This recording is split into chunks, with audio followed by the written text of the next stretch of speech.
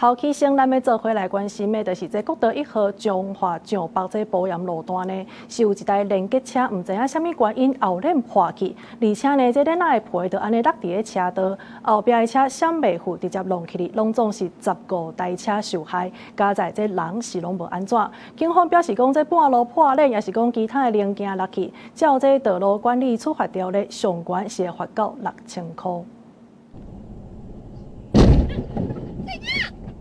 车驶伫国道1号上北路段所向弄到物件，互乘客错一大条。驾驶赶紧停路径看是啥物情形，结果发现路径已经停规排的车，拢是去弄到落伫国道的链皮。开到一半的时候，不知道被什么东西撞到，就看到一整排的人都打双闪停在旁边。蛮多台是下护板都掉下来，我的车子撞到的时候底部也开始漏水，所以我的完全没办法行驶。这站国道意外发生伫初六暗时7点多，国道警察调查发现，肇事的是71年厝姓区的查甫人，伊驶的营业半连结车，唔知影什么原因，正边的后链破链，链皮直接落伫车道，造成15台车未负险，直接弄到链皮，致使车辆损害。就有车链行头家表示，车链的链皮高决定。那落伫路的，其实就哪像一粒大石头，真危险。轮胎皮甩出去掉在路中间的话，就像一颗大石头在那边。哦，民众如果开车高速公路遇到，几乎没有办法闪，